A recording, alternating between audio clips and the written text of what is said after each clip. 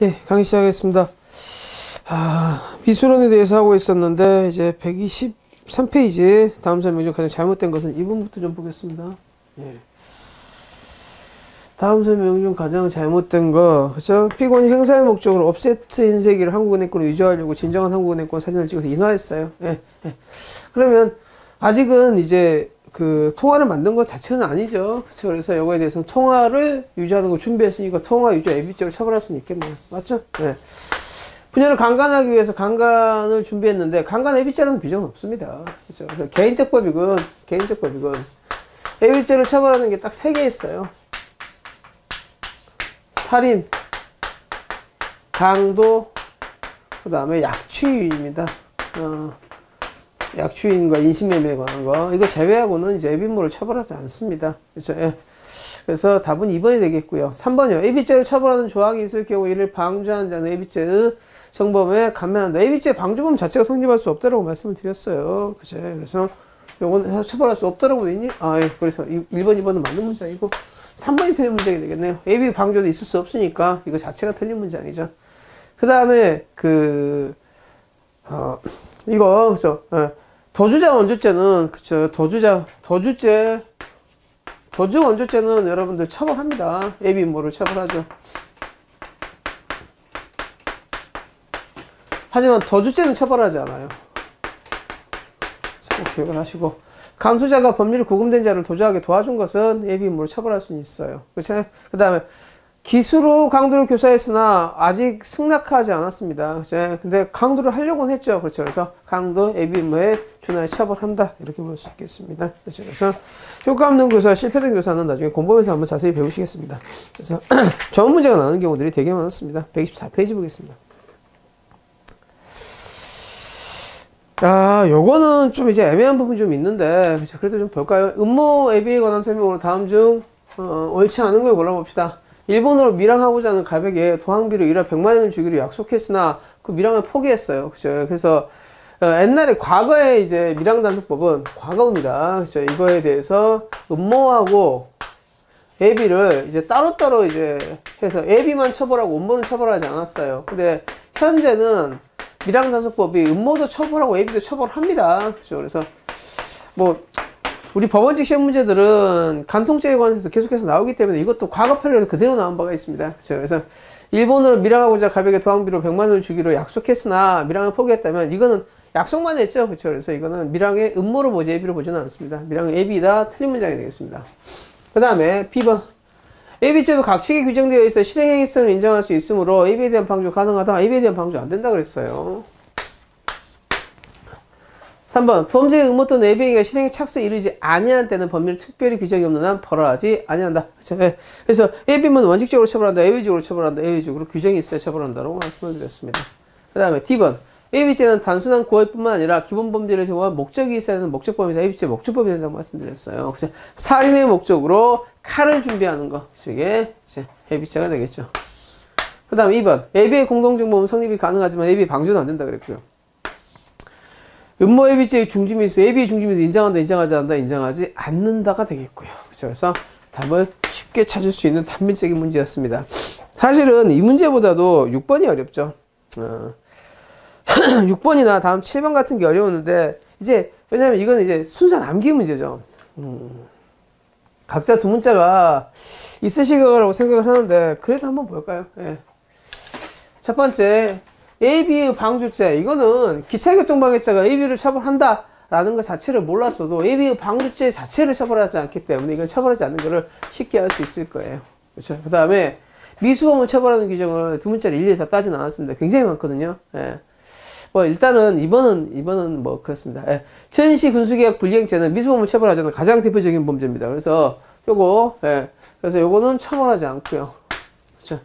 상습 판매 목적의 아편 음식 소지죄. 요거는 이제 처벌하죠. 예, 그래서 요거.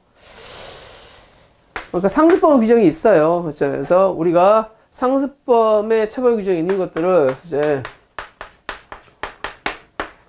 폭상 바가 체포 절공사 폭행 상해 협박 아편을 가는 죄가 있어요. 그렇죠? 그래서 요건 2분의 1 가지고 처벌합니다. 그래서 폭행, 상해, 협박, 아편, 체포, 졸도, 공갈, 사기. 그 다음에 독립형이 있는 게 장강도예요. 장물, 강도, 도주. 이렇게 보시면 되겠습니다. 상습범에 관한 것들 한번 정리해봤고요. 그렇죠? 미수범에 관한 두 문자를 다 적자면 이것만 한 10분, 15분 정도 걸리기 때문에 여러분이 정하신 걸로 보시고, 예. 동의낙태 치사상죄는, 그렇죠, 여러분들. 먼저 이제 낙태죄는 미수범을 처벌하는 규정이 없습니다. 그렇죠? 하지만 낙태 치사상죄라는 뭐가 있어요, 여러분들? 결과적 가중금이 있다는 걸 물어보는 거죠. 자, 요거 보시고.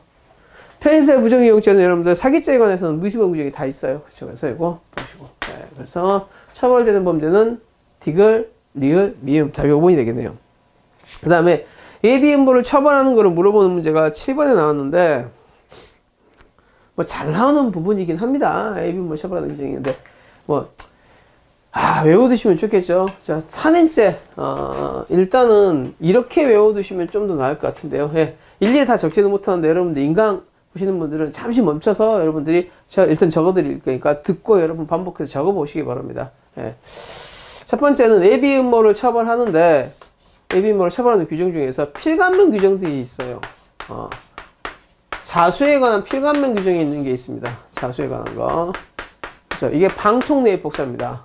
방통내외폭사.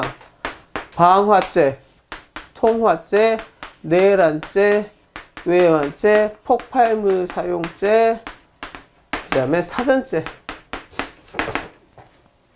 외국에 대한 사전죄. 그쵸. 예, 필감면 하는 거. 그쵸. 그래서 방화나 통화나 내란이나 외환이나 이거 내빈물을 처벌하는데, 이제 예를 들어서 내란을 획책했던 애들이 이 중에 한 명이 배신하고 자수해버리면 깎아주는 거예요. 그쵸. 뭐 신숙주 같은 애가, 붙으면 이제 깎아주는 거죠. 예, 그 다음에 예비인물을 처벌하는 규정들만 있는 게 있습니다. 규정들만. 그쵸.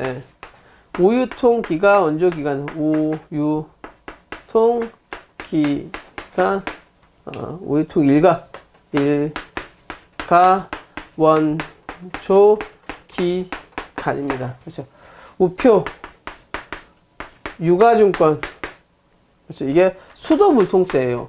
수도물통죄가 처벌합니다. 수도물통죄. 그 다음에 현주건조물 이제 일수죄. 그렇죠. 그 다음에 가스방류죄. 가스방류. 가스 공급방해. 그 다음에 도주원조죄. 기차교통방해죄. 기차 전복죄도 포함됩니다. 그 다음에 간첩죄. 어떤 이렇게 정도 외워두시면 되겠습니다. 예. 그래서 내란 목적 살인죄. 살인죄니까 예비인물 처벌하겠죠. 폭발물 사용죄 여기 있었죠. 예. 공직방은 없어요. 도주죄는 여러분 예비인물 처벌하지 않습니다. 도주 원조죄 예비인물 처벌하지만 현주건조물 방화죄 관한 거 있었고요. 유가증권 이조죄 유가증권이 있었고요. 그렇죠. 예. 유가증권. 그래서 이 정도로 외워두시면 충분할 것 같긴 합니다. 그렇죠. 단순 암기 부분이긴 한데 출제 가능성이 아예 없진 않은 부분이라 좀 기억을 해두시기 바랍니다. 이제 공범론으로 가겠습니다. 127페이지입니다. 예. 공범론은 뭐 출제 가능성도 굉장히 많고 분량도 굉장히 많습니다. 그렇죠? 공범론에 관한 거 쭉 보겠어요. 예. 공범론에 관해서 가장 많이 나오는 것은 필요적 공범인가 아닌가 문제입니다. 그렇죠? 예. 공범을 어떻게 처벌할 것인가에 대해서 그렇죠? 다수 당사자가 참가하는 형태에서 어떻게 할 것인가. 살인죄 같은 경우에는 1인이 사람이 혼자 죽이는 걸로 되어 있죠. 그렇죠? 예. 그래서 1인이 범죄의 주체로 되어 있는 형법 규정을 다수 당사자가 참가해서 어떻게 할 것인가에 대해서 그렇죠? 규정이 있으면 규정이 이해하겠죠. 그렇죠? 그래서 규정이 있는 걸 뭐라고 한다? 이걸 필요적 공범이라고 합니다. 필요적 공범 한번 정리하고 갑시다. 필요적 공범이라는 것은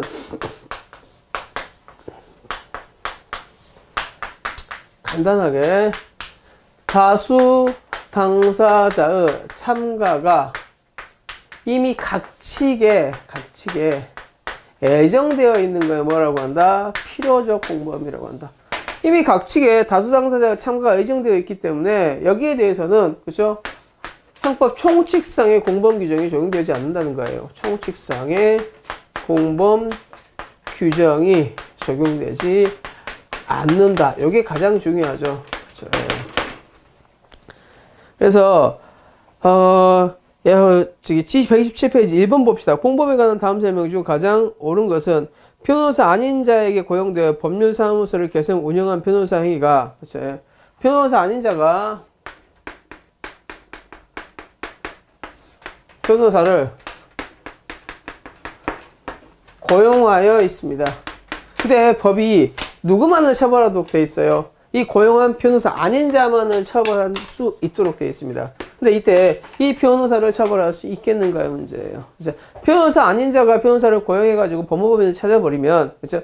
변호사 강제주의 위반되겠죠. 변호사에 의해서만 법률 서비스를 할 수 있도록 되어 있는데, 그죠? 예.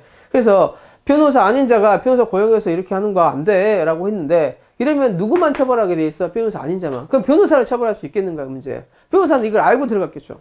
그렇죠? 근데 처벌한다, 처벌하지 않는다? 처벌하지 않는다. 왜? 이미 다수 당사자가 참가가 예정돼 있죠. 고용을 하면 고용한 사람과 고용당하는 변호사가 있을 텐데, 근데 누구만 처벌한다고 법이 규정하고 있어요. 변호사 아닌 자만 처벌한다고 규정되고 있으면 이걸 뭐라고 한다? 필요조건범. 필요조건범. 다수 당사자 참가가 각 측에 예정되어 있는 경우에는 이때는 공범 규정을 적용해서 이 변호사를 처벌할 수 있다, 없다? 없다. 이렇게 되는 겁니다. 그렇죠. 그래서 필공에 대한 것들은 여러분들이 필공이다 라고 하면 그래 여기는 형법상의 공범 규정이 적용되잖아. 그렇죠. 그러면 처벌되지 않는다 라는 게 자연적으로 연결될 수 있을 겁니다. 그렇죠. 예. 그래서 이것들 여러분들 좀 기억을 해 두시기 바랍니다. 127페이지 1번 보겠습니다. 공범에 관한 다음 설명 중 가장 옳은 것은, 그죠. 예. 요거. 필공인가 아닌가가 되게 애매한 부분들이 있는데, 판례가 해석하고 있는 정도에서만 시험에 나오기 때문에 좀 기억을 해 두시기 바랍니다. 자, 변호사 아닌 자가 변호사를 고용해서 법률 서비스를 제공하고 있습니다. 이를 어떻게 볼 것인가요? 문제예요. 그래서 요거는 일반 총칙상의 공범에 해당한다, 해당하지 않는다? 총칙상의 규정을 적용하지 않는다 그랬잖아요.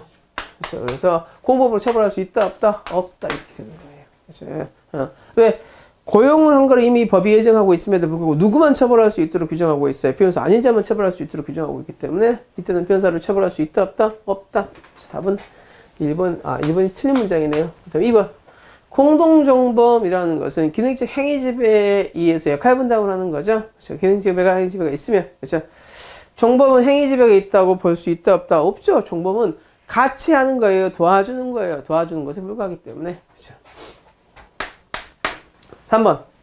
범행 도중에 공동정범으로 범행에 가담한 자는 이걸 뭐라고 합니까? 우리가 승계적 공동정범이라고 하죠.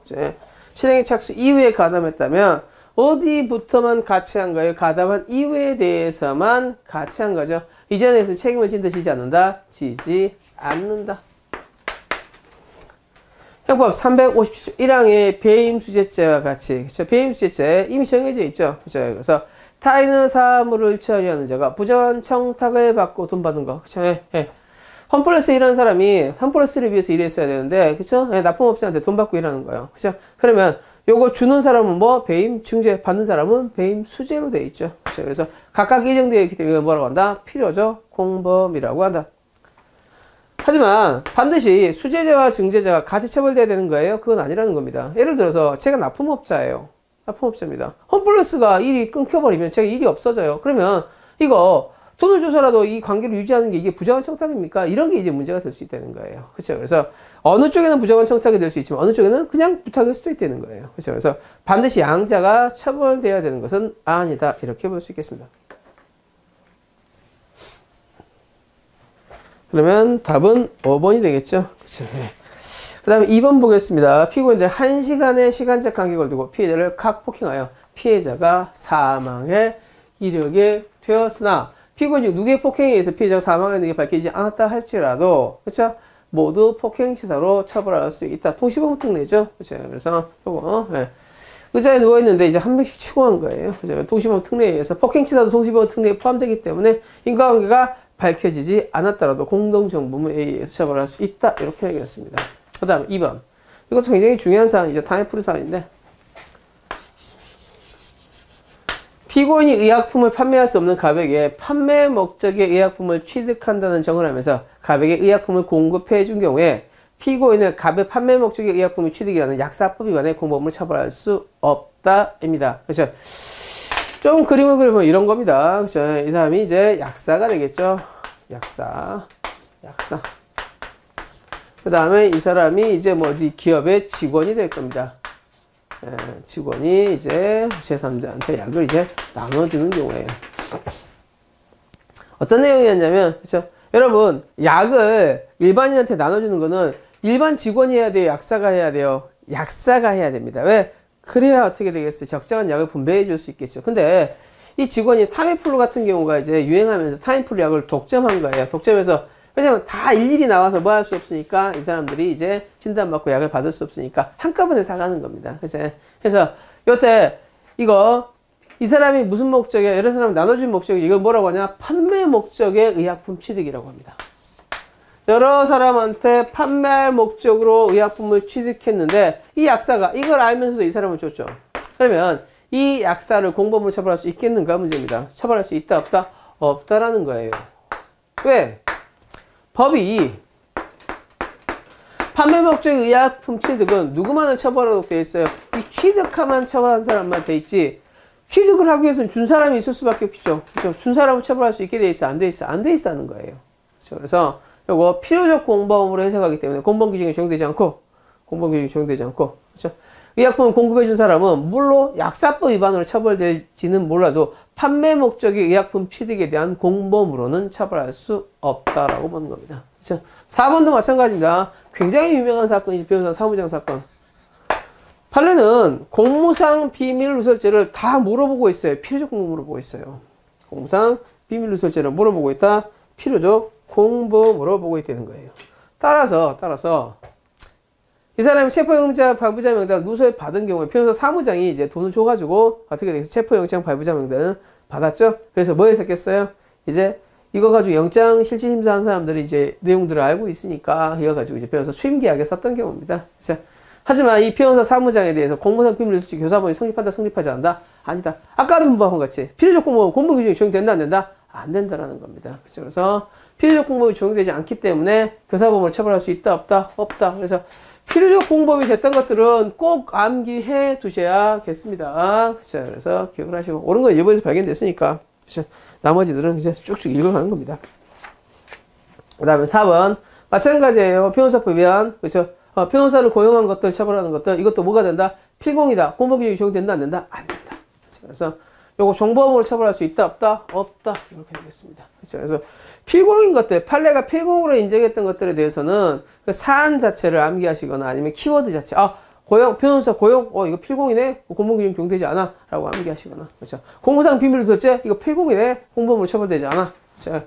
의약품 판매 취득, 의약품 판매 목적의 취득, 이거 필공이네? 공범으로 처벌되지 않아? 이렇게 암기해 두시면 충분할 거라고 생각을 합니다. 이제 3번으로 가겠습니다. 3번으로 계속 비슷한 것들이 나오기 때문에 3번 공범에 대한 설명으로 가장 옳지 않은 이제 법원행식 문제인데, 그쵸? 변호사가 아닌 자가 돈을 받고 법률 서비스를 대행하는 걸 처벌하고 있습니다. 그쵸? 변호사법 위반죄죠. 금품 등을 공유한 사람을 처벌합니까? 받은 사람만을 처벌합니까? 받은 사람만을 처벌한다는 거예요. 근데 그래서 이 변호사법 위반죄에 대해서 공유한 사람에 대해서 따로 처벌 규정을 두고 있지 않은 이상, 그렇죠? 이것도 마찬가지 뭐가 되는 거예요? 필공이죠. 돈을 주는 사람이 있으면 받은 사람이 있었겠죠. 근데 누구만 처벌하도록 돼 있어요? 받는 사람만 처벌하도록 돼 있잖아요. 그렇죠? 그래서 공유한 자에 대해서는 공범 규정을 적용할 수 없겠죠. 그렇죠? 그래서 이렇게 될 겁니다. 그래서 필공에 해당하는 사안은 늘 공범 규정이 적용되지 않고 공범 규정을 적용하지 않으니까 공범으로 처벌할 수 없고가 세팅이 되는 겁니다. 그렇죠? 다음 2번. 필공이라는 것은 형법각칙상 범죄 실행에 다수자의 참가가 예정되어 있는 걸 뭐라고 한다? 그렇죠? 필요적 공범이라고 한다. 다수가 다 처벌되어야 되는 거예요? 그건 아니라는 거예요. 다수가 예정되어 있으면 된다는 겁니다. 음악 판매죄, 음악을 사는 사람과 파는 사람이 예정되어 있죠, 이미. 혼자서 음악을 팔고 살 수는 없잖아요. 그렇죠? 근데 누구만을 처벌하고 되어 있어요? 음악 판매자만을 처벌하고 되어 있으면 음악을 팔아달라고 부탁한 사람은 공범으로 처벌할 수 있다, 없다? 없다. 이렇게 된다는 겁니다. 늘. 그렇죠? 3번. 형법상 방조 행위는 형법상 책임이 있을 거 유효한다? 이 부분이 틀렸네요. 유효하지 않는다 그랬어요. 그래서 아까 배임 주제, 배임 징제 반드시 같이 처벌해야 될 거 유효하지 않는다 그랬습니다. 3번. 형법상 방조 행위는 정범의 실행을 용익히 하는 직간접적인 모든 행위를 가리키는 것이므로 방조는 유형적 물질적인 방조뿐만 아니라 정신적 방조에도 이에 해당한다. 맞는 문장이죠. 4번. 종범은 정범이 실행행위에 착수하여 범행하는 과정에서 이를 방조한 경우뿐만 아니라 정범의 실행에 착수 이전에 장래의 실행행위를 미필적으로나마 예상하고 이를 용이하게 하는 거. 그죠? 종범이라는 건 도와주는 거예요. 그죠? 범죄 행위를 하고 있을 때 도와줄 수도 있지만 범죄 행위를 하기 직전에 이 사람이 훔치러 오는 거 안에 경비원이 넘어가는 문 열어주는 것도 뭐가 될 수 있어요? 이 범죄를 도와주는 게 될 수 있다는 겁니다. 그렇죠? 그래서 실행에 착수 전에도 범죄를 도와주는 행위, 즉 방조 행위는 할 수 있는데 단 방조범이 성립하기 위해서는 정범은 성립해야겠죠. 그렇죠? 정범이 실행에 착수로는 나아갔어야 된다는 거예요. 그래서 굉장히 자주 나오는 말이니까 꼭 기억하고 싶다. 실행에 착수 전 방조, 그렇죠? 도와주는 거, 실행에 착수 전에도 도와주는 거는 가능하다. 단 이게 방조범이 되기 위해서는 정범이 뭐로 있어야 된다는 건 실행 착수로 나아가야 한다는 거예요. 그렇죠? 그래서 꼭 기억을 해 두시기 바랍니다. 그 다음에 5번. 내용공유자, 내용수차 사이에 이른바 대항본 관계에 있는 습관, 강학생 필요적 공범이라고 불리고 있어요. 그죠? 그러면 각자 구성 요건을 하는 것뿐, 그죠? 그래서 요거는 헌법 총칙상의 공범 규정에 의해서 처벌한다, 처벌하지 않는다, 처벌하지 않는다, 이렇게 되겠죠. 그죠? 그래서 요것들도 여러분들이 기억해 두시면 되겠습니다. 그 다음에 네. 4번은 특별히 보지 않겠습니다. 네, 4번은. 네. 그 다음에 5번 봅시다. 5번. 공범에 관한 설명 중 옳지 않는 것은 5번. 공범과 정범. 그렇죠. 공범. 정범은 범죄를 주도한 사람이 정범이죠. 공범은 뭐야? 이거에 가담한 사람이 공범이죠. 그래서 판례는 무슨 설을 택하고 있습니까? 행위 지배설을 택하고 있지요. 그렇죠. 그래서 이거는 실적 객관설을 택하고 있다가 틀린 문장이 되겠네요. 그렇죠. 그냥 역시 행위 지배설이 거의 이제 그래서 범행을 주도하는 사람이 정범이고 여기에 대해서 가담한 사람이 공범이고 이렇게 되겠죠. 그렇죠. 통설에 의하면 공범 성립은 정범이 성립에 종속하여 정범 행위가 구성요건에 해당하고 위법성에 해당하면 공범이 성립한다고 한다. 이걸 뭐라고 한다? 제한적 종속 형태라고 하죠. 그렇죠. 3번. 정범은 자신이 직접 실행해야 범죄가 성립하고 타인을 희용하는 행위에 대해서는 자수범에 대해서는 간접적으로 성립할 여지가 없다 그랬어요. 그래서 나머지들은 모두 학살에 관한 부분들이고 공동정범의 살인 부분이기 때문에 여기서 따로 설명드리지는 않겠습니다. 그렇죠. 그렇습니다. 그렇죠. 그러면 여기까지 하고 이제 간접정범으로 한번 넘어가 보도록 합시다. 간접정범입니다. 간접정범. 간접정범도 종종 나오는 문제인데 간접정범. 간접정범에 대해서 간단하게만 설명을 하겠습니다. 간접정범은 이제 피이용자가 있고 그 다음에 이용자가 있습니다. 이용자. 자, 간접정범은 피이용자. 실제 행위를 하는 사람은 이 사람이 이용자가 이용하는 거죠. 그런데 형법 총칙에는 어떻게 써 있냐면 형법 규정에는 과실범으로 처벌되거나 처벌할 수 없는 자를 교사 방조한 경우에는 그렇죠? 교사 방조의 형으로 처벌한다라고 규정은 되어 있습니다. 그렇죠? 그래서 사실은 근데 간접적으로 뭐가 되는 거예요? 얘 피이용자 이 도구를 이용자가 이용하면 그렇죠?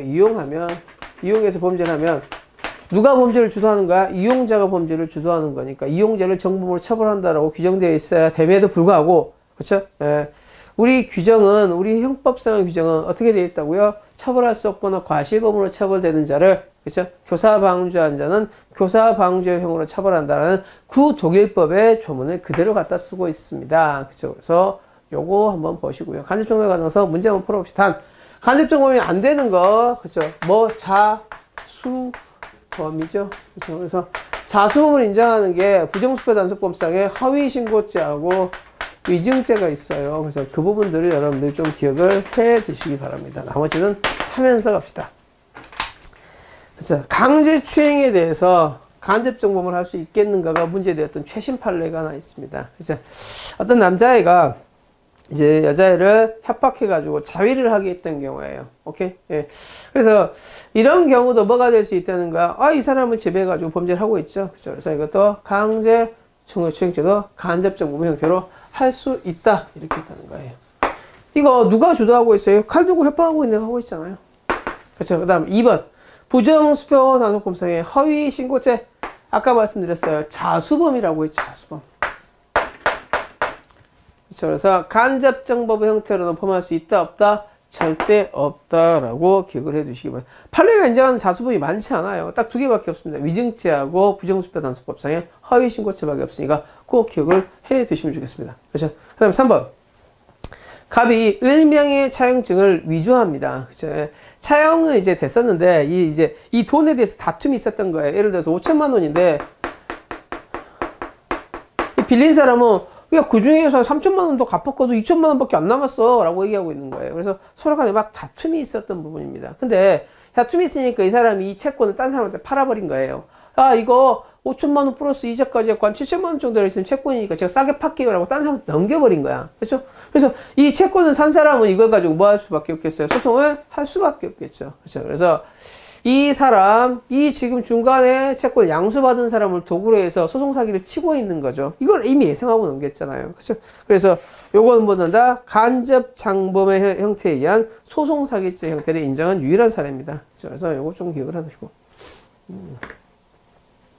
그 다음에 4번. 이게 가장 많이 나오는 게 간접 장범에서 요게 좀 나오는데 요걸 좀 기억을 하실까요?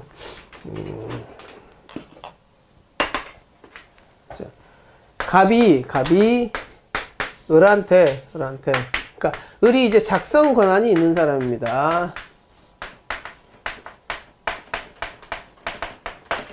허위의 신고 혹은 허위의 자료를 줘서 이 사람이 허위의 문서를 허위의 공문서를 만들었던 경우입니다. 그렇죠?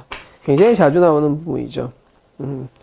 예를 들어서 여러분이 이제 관청에 신고를 하는데 가짜의 자료를 만들어서 관청에 신고해서 관청이 허위의 공문서를 만드는 경우에 이게 허위 공문서 작성죄의 간접정범이 성립할 수 있겠는가에 관한 문제입니다. 갑이 사인이라면 사인이 국가를 의사지배할 수 있겠어요? 없겠어요? 없겠죠. 사인이 국가의 공적 증명 체계를 의사지배할 수 없기 때문에 사인은 의사지배가 불가하기 때문에 이때는 간접정범이 된다 안 된다? 간접정범이 안 된다라는 거예요. 당연히 속인 거니까 교사한 게 아니니까 마찬가지 교사분 방조범도 안 되니까 이건 뭐가 된다는 거예요? 무죄가 되는 게 원칙입니다. 사인이 허위신고했습니다. 사인이 허위신고해서 허위공문서가 만들어졌다 그래서 이걸 처벌하면 대한민국의 대부분 사람들 다 감옥에 가겠죠.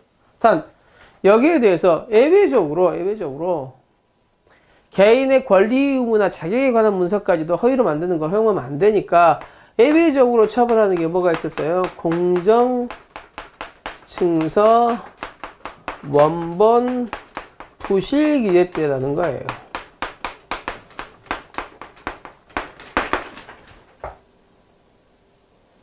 단 여기에 대해서 사인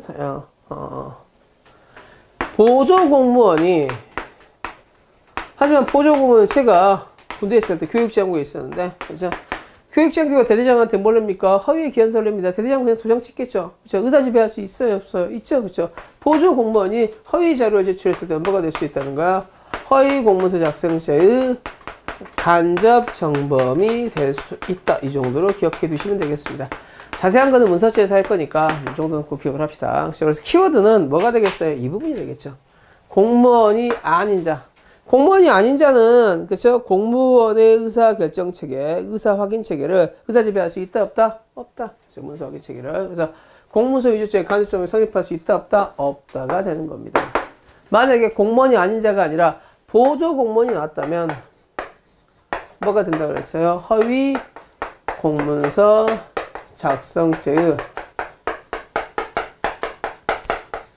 간접정범이 되겠죠. 이 문제가 아마 오늘 수차례 나올 겁니다. 그렇죠. 5번 감금죄를 간접적인 형태로도 범할 수 있죠. 그렇죠. 그래서 허위 자료 수사 자료를 내가지고 허위 영장 받아가지고 가두는 거예요. 그래서 이런 경우도 뭐 할 수 있어요?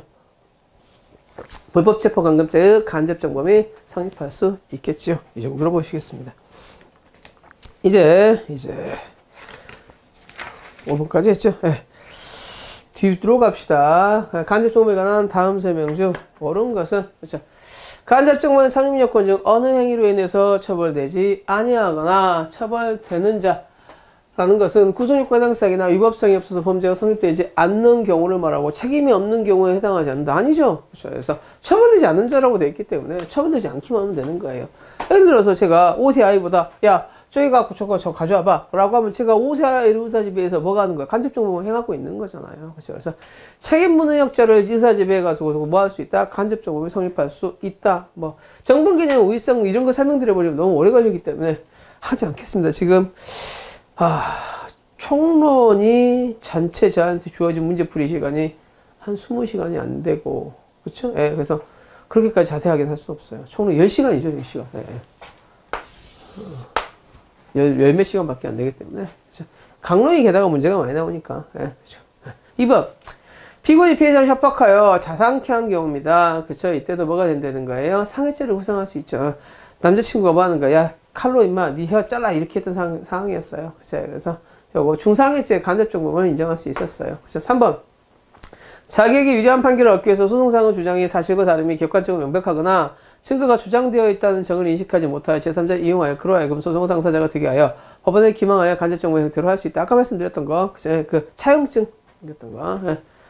도사견을 사주에 타인에게 사기했어요. 기회보다 물어! 이렇게 한 거예요. 그쵸? 그러면 사람 의사지배한 적이 없으니까 이건 뭐가 되겠어요? 간접정보이 될 수가 없죠. 직접정보이 되겠습니다. 그쵸?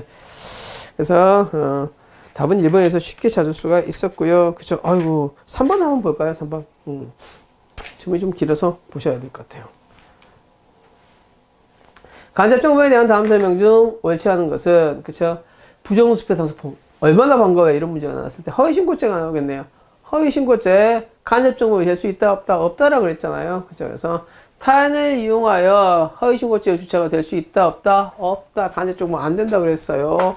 이거 꼭 기억하셔야 그랬어요. 그래서 이 부분이 틀렸죠. 다음은 간접정보를 통해서 위조문서 행사범행에 있어서 도구로 이용된 자라고 하더라도 이렇게 한 겁니다. 제가 어떤 문서의 진정한 내용을 알려주지 않고, 그렇죠? 문서 명의자의 사인을 받고 다니는 거예요. 그렇죠? 예. 뭐 재건축 동의서 같은 거 사인을 받고 다니는 거야. 이거 뭡니까? 아, 이거 재건축 동의서라고 하지 않고 뭐라고 할까요?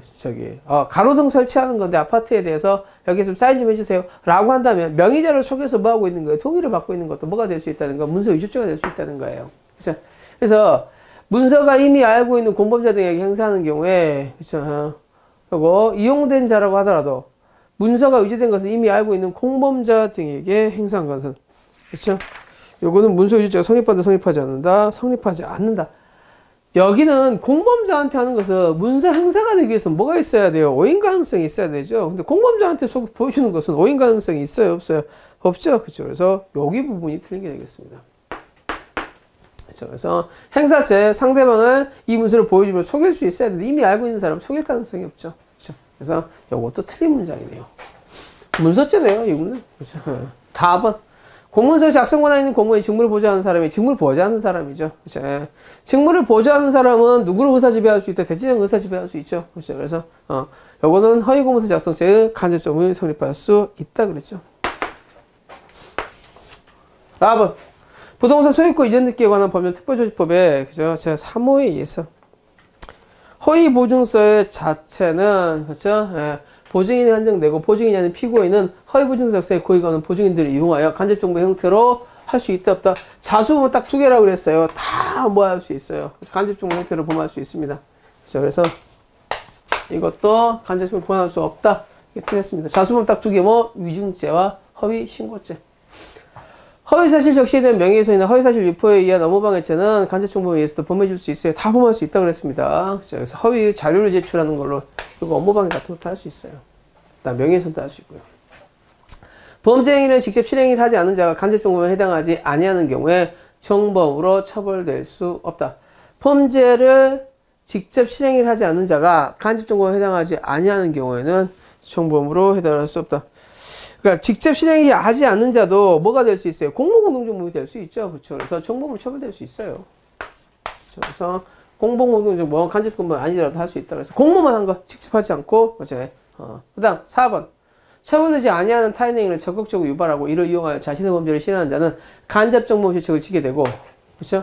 그 과정에서 타인 의사를 부당하게 억압하게 하여야만 간접정범에 해당하는 것은 아니다. 그렇죠. 그래서 억압하지 않고 그 사람이 모르고 있는 경우에도 뭐 할 수 있다는 거예요? 간접정보 형태로 할 수 있다는 겁니다. 예를 들어서 의사가 간호사한테 이거 치료제라고 해서 그렇죠. 뭐 하는 거? 그 독약을 주사하게 하는 것은 부당하게 억압하고 있는 건 아니라 단순하게 이용하고 있는 거죠. 이런 경우에도 뭐가 성립할 수 있다? 간접성이 성립할 수 있다. 이렇게 볼 수 있겠습니다. 이제 한번 다 이제 문제들을 다 봤기 때문에 거의 비슷한 유형들이 반복돼 나올 겁니다. 한번 봅시다. 간접정보에 대한 팔리아티브 대화 일치하지 않는 것은 1번 처벌되지 아니하는 자를 적극적으로 유발하고 이제 간접정보를 할 때 부당하게 억압해야 된다 그랬어요. 부당하게 억압할 걸 유하지 않는다 그랬습니까? 부당하게 억압해야만 간접정보에 해당하는 것은 아니다. 맞는 문장이죠. 억압이 꼭 필요한 건 아니라 그랬어요. 2번 공무원이 아닌 자. 이게 키워드죠. 그렇죠? 공무원이 아닌 자는 사인은 국가 의사집에서 간접정보 형태로 허위공무서 작성제를 할 수 있다 없다 그랬죠. 그래서 간접정보에 성립한다 성립하지 않는다 성립하지 않는다. 답이 2번에서 간단하게 나왔네요. 그렇죠? 그래서 보시고 다음 4번 보좌하는 사람은 뭐가 될 수 있다 그랬어요? 허위공무서 작성제 간접정보이 될 수 있다 그랬죠. 그렇죠? 그래서 이게 이제 비슷비슷하게 늘 나오기 때문에 늘 구분해 두시라고 말씀을 드렸습니다. 이제 5번 보겠습니다. 거의 같은 문제들이죠. 예. 간접정보에 관한 설명 중 가장 옳지 않는 것은 공무원의 작성 권한 있는 공무원의 직무를 보좌하는 사람, 허위공무서 작성제 간접정보이 될 수 있다죠. 예. 그 다음 2번 특별조치법, 허위보증서 이런 거 가지고 그죠 여러분들 간접정보 할 수 있다 없다? 간접정보 다 할 수 있다 그랬어요. 간접정보 할 수 없는 자수범 2개 허위신고죄, 위증죄 넘어갈 수 없다 그랬으니까 답은 2번이네요. 그 다음 3번 아까 했었죠. 예. 허위의 차용증을 가지고 하용의 차용증을 넘겨가지고 소송을 하게끔 만들었던 거 그렇죠. 소송사기에 간접정보 형태가 된다. 4번 내란의 목적을 가진 사람이 내란의 목적을 가지지 않은 사람을 억압해가지고 뭐 할 수 있다는 거예요. 간접정보를 할 수 있다. 진짜 무슨 사건이에요? 12.12 사건이죠. 그렇죠. 전두환 사건입니다. 그렇죠. 이 정도 볼 수 있겠습니다. 그래요. 나머지들은 여러분들이 좀 똑같은 것들이니까 좀 보시고 이제 공동정범으로 넘어가도록 합시다.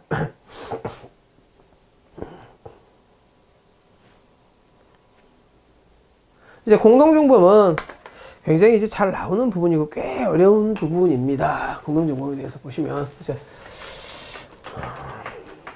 공동정범은 이제 주관적 구성조건으로서 공모가 있어야 되고 이제 객관적으로서는 공모가 있어야 되고 객관적으로는 기능적 행위 제외가 있어야 되는데 특히 뭐가 중요합니까? 공모라는 게 굉장히 중요하죠. 공모라는 것은 그죠? 용인하는 걸로 불문하고 뭐까지 있어야 돼요? 적극적인 것은 이용하는 의사가 있어야 되고요. 공모가 언제 있어야 되는가? 착수 전에도 있어야 되지만 실행이 중에도 있을 수 있죠. 이걸 뭐라고 한다? 승계적 공동정범이라고 하고요. 승계적 공동정범 판례는 인정하고 단 책임 범위는 뭐가 된다? 가담 이후에 대해서만 인정합니다. 그 다음에 판례는 과실범위 공동정범을 인정하고요. 그죠? 그 다음에 공모관계 이탈 논점도 있어요. 근데 지금 일일이 다 여기서 말하기 좀 뭐하니까 하다가 좀씩 봅시다. 그쵸? 예. 그러면 원래는 전체를 다 설명을 하고 하나씩 분설하는 건데 이제 스타일인데 그렇게 하기에는 너무 그쵸? 예, 좀 제한사항이 좀 있어서 하나하나씩 문제를 푸는 방향으로 좀 문제를 풀겠습니다. 그렇게 되다 보면 한 30 몇 시간 가지고 여러분 형법 전체를 다 하긴 너무 힘들어요. 그래서 일단은 쟁점 위주로 또 그리고 여러분들이 뭐 이제 승진 공부를 하시는 분들이기 때문에 기본적 실력은 다 있으시니까 이제 주로 쟁점 위주로 몇 가지 특히 특이한 사항 위주로 좀 설명을 드리겠습니다. 기업법 판례는 굉장히 중요합니다. 좀 기억을 합시다. 무고죄에 대해서. 그렇죠? 공동정범에 관한 다음 설명 중 옳은 것을 골라봅시다. 자기 자신을 무고하기라고 제3자 공모하여 이에 따라 무고행위가 가담하였다 할지라도 무고죄 공동비범으로 처벌할 수 없다. 요거 맞는 문장입니다. 요게 굉장히 중요할 수밖에 없는데 좀 봅시다. 그죠? 예. 갑이 있어요. 갑이 을한테 수사기관에 가서 자기를 고소해 달라고 얘기하는 겁니다. 이거는 좀 시간이 걸리더라도 좀 적읍시다. 예. 을이 고소장을 씁니다. 갑이 저를 폭행했어요. 이렇게 고소장을 쓰는 거예요. 그 다음에 두 번째는 뭐냐면 갑이 고소장을 씁니다. 내가 을을 폭행했어요. 근데 이 고소장을 만들어 놓고 누구한테 주는 거예요? 고소장은 을한테 주고 을이 수사기관에 제출합니다. 이게 두 개가 어떻게 다르냐 한번 봅시다. 그쵸? 예. 요거는 정범이 누구예요? 을이죠. 무고죄라는 건 타인의 형사처벌을 목적으로 수사기관에 허위사실을 신고하는 겁니다. 그죠? 예. 을이 갑을 형사처벌을 목적으로 수사기관에 허위사실을 신고해서 수사기관이 범죄도 아닌 걸 가지고 수사하느라고 찐 빠졌죠. 그죠? 그래서 처벌하는 겁니다. 이때 누가 정범이에요? 을이 정범이고 갑은 뭐가 되는 겁니까? 공범이죠. 교사범이 되는 거예요. 그러면 갑은 정범에 종속해서 처벌되기 때문에 이게 뭐가 되겠어요? 자기 자신은 무고한 거야? 타인은 무고한 거야? 갑은 무고한 거죠. 그래서 무고죄가 성립하고 무고죄에 대해서 갑은 뭐가 성립할 수 있다? 교사범이 성립할 수 있다. 왜? 누구를 기준으로 범죄를 봐야 돼? 을을 기준으로, 정범 기준으로. 다시. 자기 무고야, 자기 무고가 아니야. 갑이, 그러니까 이런 경우에요. 노숙자들 같은 경우 있죠. 노숙자들 같은 경우에.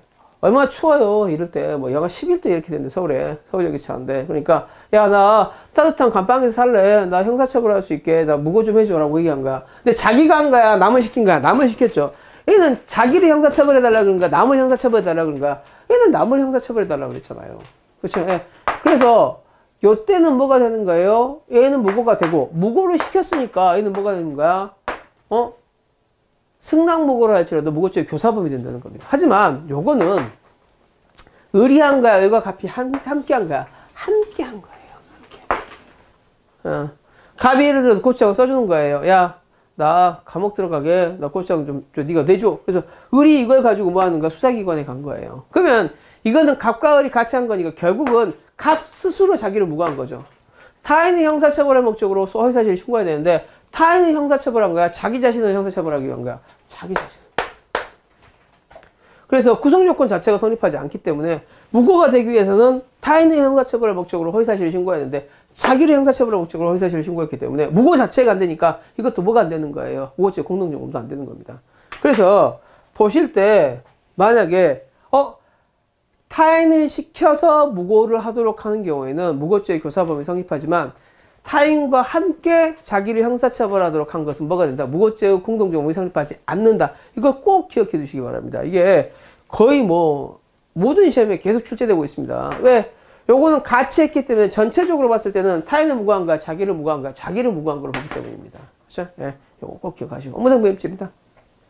업무상 배임죄. 업무상 배임죄의 실행으로 이익을 얻게 되는 수익자는 실행행위로 인해서 피해자 본인에 대한 배임행위에 해당한다는 점을 인식한 상태에서 배임 의도가 없었던 실행행위자에게 배임행위를 교사하거나 첨가적인 관여하는 등 배임죄로 적극적으로 가담한 경우 하나여 공동정범을 인정할 수 있다. 이렇게 돼 있어요. 그렇죠? 무슨 말인지 알 수 있을까요? 이것도 좀 봅시다. 강론에서 중요한 대점이긴 한데 배임죄라는 것은 타인 사물을 처리하는 자가 그렇죠? 예, 타인 사물을 처리하는 자가 배신 행위를 함으로써 회사에 이제 손해를 끼치는 거예요. 회사 대표이사가 뭐합니까? 그래서 회사를 배신하고 자인한테 이익되는 행위에서 회사에 손해를 끼치는 것을 배임죄라고 합니다. 그죠? 근데 예를 들어서 회사의 대표이사가 법인카드를 함부로 쓰면 뭐가 되겠어요? 배임죄가 되겠죠. 근데 회사 대표이사가 밥집 가서 회사에 대해서 회식을 결제하는 거예요. 자기 친구 놀러 갔는데.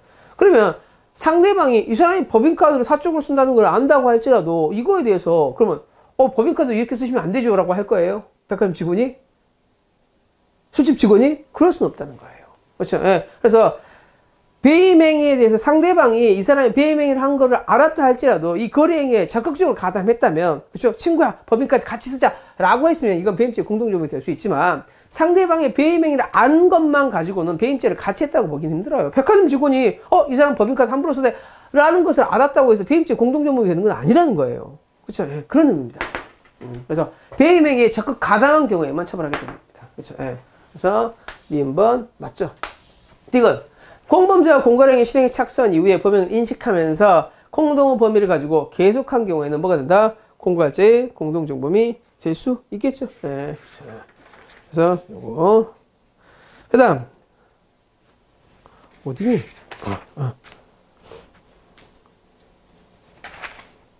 잠깐만요. 네.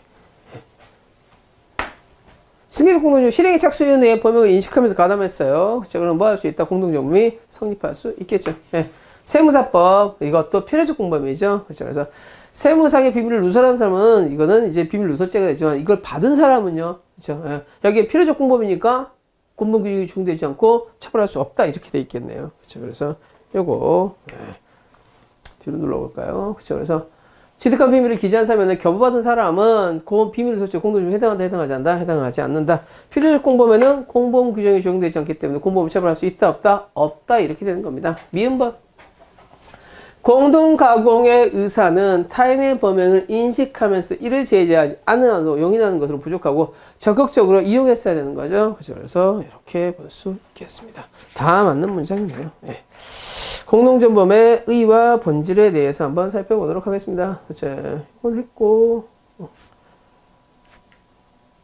의의 문제. 네. 1번 봅시다. 공범관계에 관한 다음 설명 중 가장 옳지 않은 것은, 그죠? 아까 했던 부분이죠? 자기 자신을 보호하기로 공모했어요. 자기 보호라는 건 있을 수 있어요? 없어요? 타인의 형사처벌을 목적으로 했어야 되잖아요. 그죠? 그래서 보호죄 공동정범에 해당하지 않는다. 되겠죠. 다음 2번. 배임 증제 공모 공동정범은 다른 공모 공동정범에 의해서 수재자에게 재산상, 재산상 이익이 제공되는 방법을 구체적으로 몰랐다 할지라도 공모관계를 부정할 수는 없다. 그렇죠? 또 맞는 문제가 되겠잖아. 근데 해당하지 않는다죠. 그러니까 이거 틀린 거고. 그렇죠. 이거는 맞는 문제. 3번. 금품 수수와 같이 이 이상이 서로 대항된 행위를 존재로 하는 필요적 공범에서 꼭 같이 처벌돼야 되는 거예요. 그렇진 않다 그랬어요. 같이 처벌되지는 않는다 그랬죠. 다시. 금품 등의 수수와 같이 2인 이상의 서로 대항된 행위의 존재를 필요로 하는 관계에 있어서, 그렇죠. 공범이나 방조법에 관한 헌법출사 규정이 적용할 수 없다 그래서 배우세법 위반죄에 관한 겁니다. 그렇죠. 그래서 금품은 수수한 사람만 처벌하고 제공한 사람을 처벌하지 않는 규정에 대해서는요. 제공한 사람에 대해서 공범 규정을 처벌할 수 있다 없다? 없다. 그래서 공범규정이 성립하지 아니한다 이렇게 되겠어요. 그렇죠. 그다음에 4번.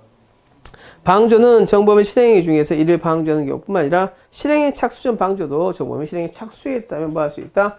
공범이 성립할 수 있다. 이렇게 볼 수 있겠습니다. 그치요? 그치요? 그 다음에 문제 2번 보겠습니다. 2번.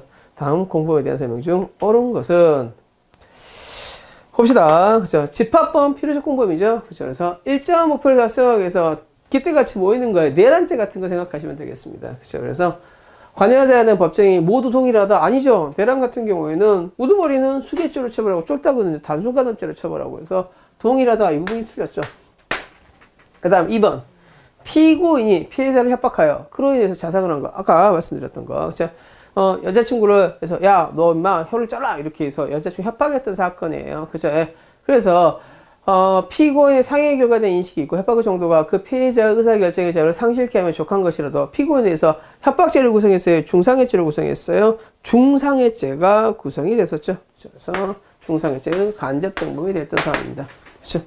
그 다음에 3번 2인 이상이죠. 2인 이상의 공동의 과실. 과실은 공동정범 8인 인정한다 부정한다? 인정하죠. 우리가 성수대교 사건이라든지 상품배가점 사건에 있어서 여러 사람의 과실이 겹쳐져서 하나의 범죄가 발생했다면 이에 대해서 처벌할 수 있게끔 하는 겁니다. 4번 봅시다. 4번. 범죄가 끝난 다음에는 이를 도와주는 공동정범이 성립할 수가 없겠죠. 그렇죠? 회사 직원이 영업비밀을 이미 유출한 거예요. 그렇죠? 유출했으면 이미 범죄가 끝난 거죠. 그렇죠? 그래서 유출한 다음에 이를 반출한 것은, 그렇죠? 이거는 배임죄 공동정범이 성립할 수 있다 없다? 없다가 되겠죠. 그렇죠? 그래서 요거 승계적 공동정범이 성립하기 위해서는 실행에 착수했으나 범죄가 끝나지 않은 상태에서 가담을 해야 되죠. 그렇죠? 근데 범죄가 이미 끝나 있다면 이를 도와주는 게 가능하다 불가능하다? 불가능하다가 된다는 겁니다. 그 다음에 편면적 공동정범에 대해서 보겠습니다. 공동정범에 대해서 공동정범에 관한 설명 중 가장 옳지 않은 것은 가장 옳지 않은 거 3인 이상의 범인이 합동절도 범행을 공모한 후에 적어도 2인 이상의 범인이 범행 현장에서 시간적 장소 협동관계가 이루어져서 절도 실행을 분담하여 절도를 한 경우에 그 공모에는 참여하였으나, 그러니까 이게 삐끼주점 사건이죠. 그래서 합동범에 대해서 공동정범 인정할 수 있겠는가의 문제예요. 그쵸? 그래서 요거 합동범이 되기 위해서는 2인 이상이 시간적 장소적으로 협동했어야 돼요. 오케이?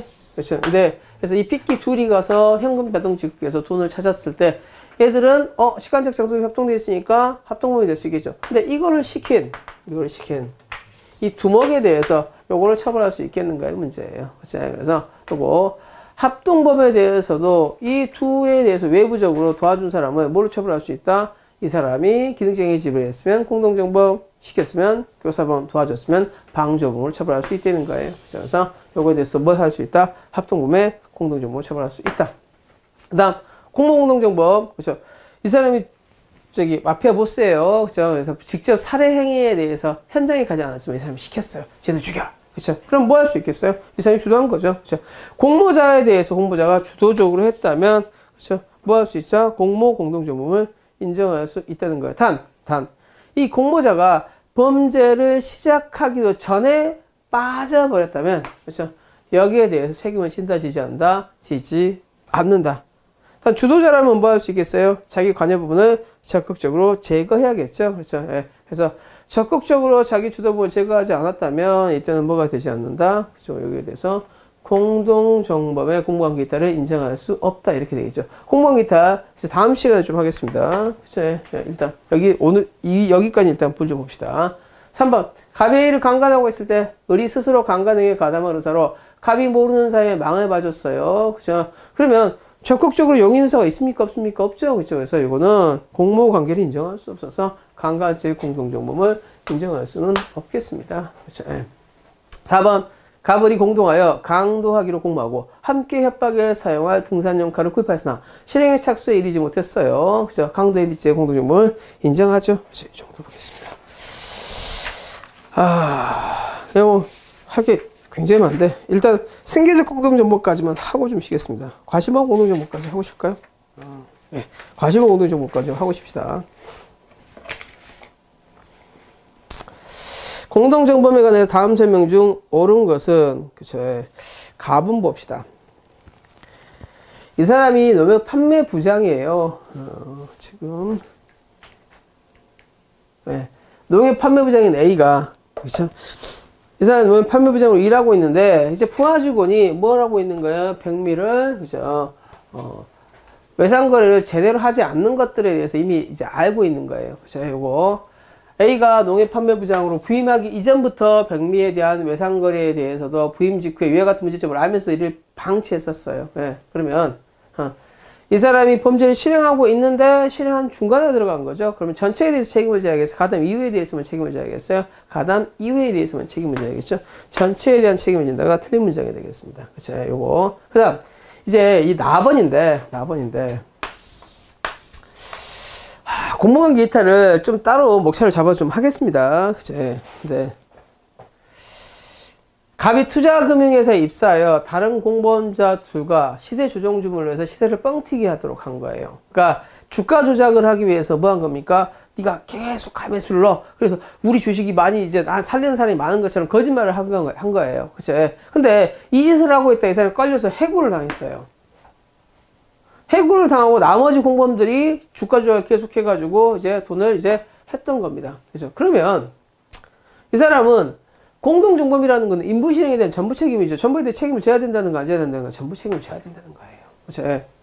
그래서 나머지 공범자들에 의해서 본범이 이루어진 이상, 그렇죠? 이거에 대해서 뭐 한다? 일부 실행에 대한 전부 책임을 진다. 이렇게 보시겠습니다.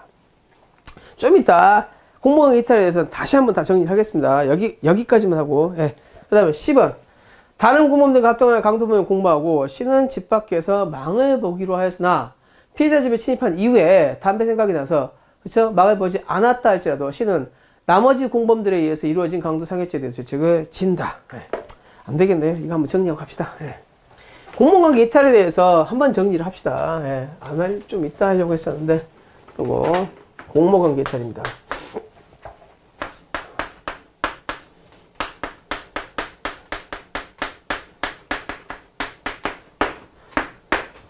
승계적 공동정범은 헷갈리시면 안 돼요. 승계적 공동정범은 처음에 공모가 없었다가 중간에 생긴 게 승계적 공동정범이고, 공모관계 이탈은 그렇죠?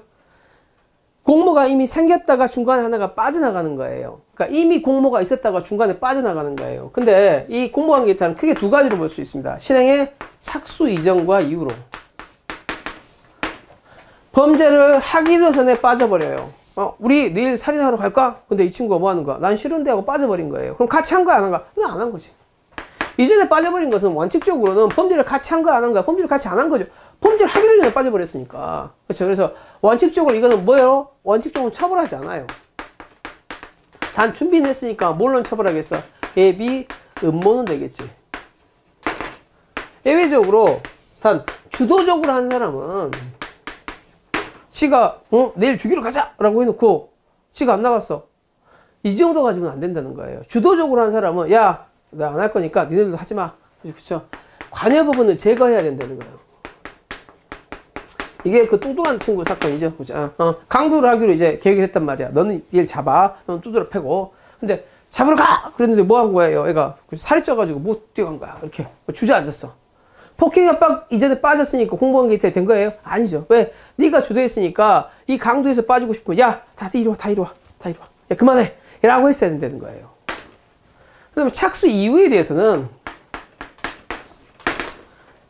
실행의 착수 이후에 대해서는 원칙적으로 범죄를 하고 있는 중간에 네가 빠졌다 할지라도 공동정범이라는 거는 일부 실행에 대해서 전부 책임인 거예요. 왜? 하나의 팀이잖아요.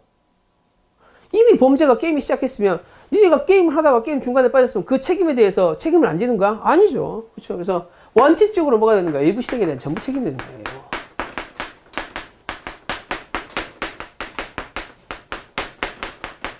그래서 요걸 꼭 기억을 하고 있읍시다. 봅시다. 그러면 요거 A번.